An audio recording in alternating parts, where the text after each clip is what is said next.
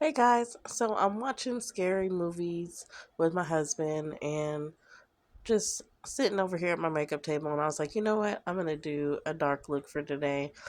I want to just kind of look like an alluring queen of the damn type of look today. So I'm gonna be using some drugstore makeup that's easy for anybody to find because I know with inflation stuff is getting hard, and you still want to go out. So I'm in the Milani Gilded palette. It's going to be Champagne Problems. And this is going to be the medium brown from the palette. I'll make sure to have pictures in there of it. But I'm just taking it and shading it into my crease. I like to keep my little wax strips I use to keep my eyebrows clean. They only have I only need the stencil in the middle. So I keep the little outsides. It helps keep my lines clean. Now I'm just going in with the very darkest brown that's in that palette, and I am just pushing that into the corners, and then I'm taking that and just blending it out again with my blender brush. That's going to be your brush. It's going to be kind of ploofy, and you're just going to use that to blend out into the corners and then blend a little bit into your crease. You don't want to blend too much of that dark shade in. I'm then just taking the medium brown again and using that to then also blend out my colors. You don't want to put on the trick to a smoky eye is just not put slapping on the darkest color possible. First of all, not every eyeshadow is very blendable. It's easier to go in I like to kind of call it rounds. I just keep going round for round until I get the darkness I want. I never put it on super heavy because then you have a hard time clearing it off. And then when we peel this out, we should have a ombre dark eye. So you can see my eyes are darker toward the outside corners, lighter toward the inner corners. That keeps my eyes from getting a blacked out look. I'm then going to prep my face because we're going to get ready to put our foundation on. And what I love using the Pore Professional from Benefit. And I use that to fill in the pores. I have like larger pores in my nose. I've had it since I hit puberty. And this helps keep my face looking almost glassy whenever I put my foundation on. I then use the glass. Isn't that ironic? The glass primer from Wet n Wild, and I also use a little bit of my moisturizer. The one I like using right now is the watermelon one. You can find it in a sampler in Etsy, or I've actually found it on Amazon now. It's called Watermelon Do Me. I'm then going in with another like highlighter color that you can find. It's from NYX, and it's a gold bronze, and it's called the color Wow Cacao. And I'm using that to highlight the inner part of my lid, and then I'm going in with the medium brown again from the Milani palette to just shade around it because we don't want it to be too bright. This is still supposed to be a smoky eye. At this point, I'm coming in with the concealer up under my eyebrows. I like to use a concealer that's only maybe about 2 shades above my color. I um, don't like when my highlight comes out too bright. It gives me a ghosty look, and I don't like that. I'm then going to go in and blend that concealer down into our look. That's what you do if you happen to have to put your eyeshadow on before, is you're just going to blend out. You're going to pull that concealer down. That's going to make another, generally almost like another row for you. I'm then going to line my eyes with a red lip crayon that I like to use. It's from Sugar. It's matte as hell, and it's Claire Redfield number 35. I'm coming in with this first because I want my red to come up under my eye as bold as possible. I want it blood red, like my eyes are practically bleeding.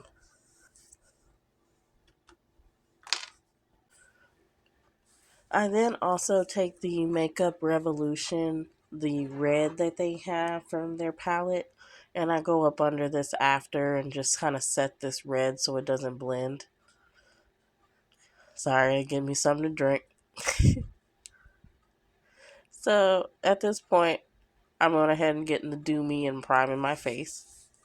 I'm spreading that all over my face. I want my skin to have underglow, but not too much. I'm still supposed to be undead. Vampires aren't supposed to be the symbol of complete vitality, just a flawless skin. So that's what we're going for.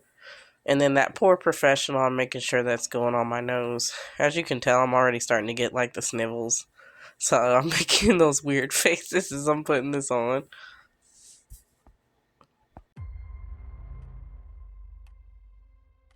I'm then coming in with the concealer right up under the red line that's supposed to wing out. And then I'm coming into my inner corner. And we're just going to blend that in between on that side. And we're going to repeat on the other side. Almost just like that TikTok thing that's getting popular for everybody to copy. We're going to come up under that cheekbone. We're on the bow, the nose, and the top of the forehead, of course.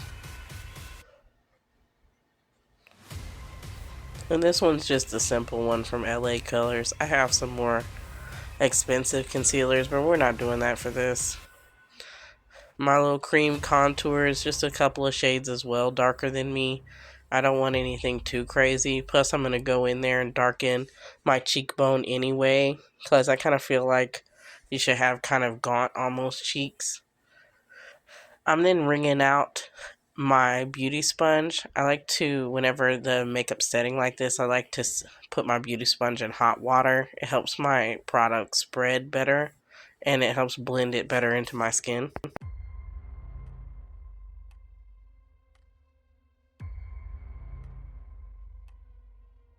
We're then coming in with the NYX Professional Shine Loud, and we're using that on our lips. I've already pre-lined my lips with just a brown soft crayon liner, and that's giving us kind of a burgundy lip, as you can see here, instead of the brown. I'm then coming in with our light concealer. You can see I've set my cheeks already, but I'm coming in with my light concealer because I'm getting ready to blend.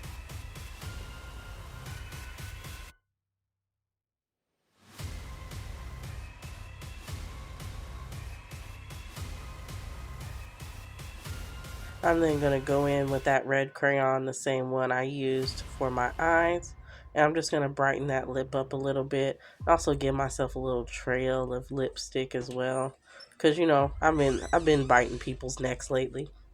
Was you. So Kofi's already saying I'm looking like a vampire. He's saying blah, blah, blah. No, I'm not saying blah, blah, blah. That's old. He always thinks of Hotel Transylvania. That's old. So I'm just going through and I'm blending this out. Mom, that's...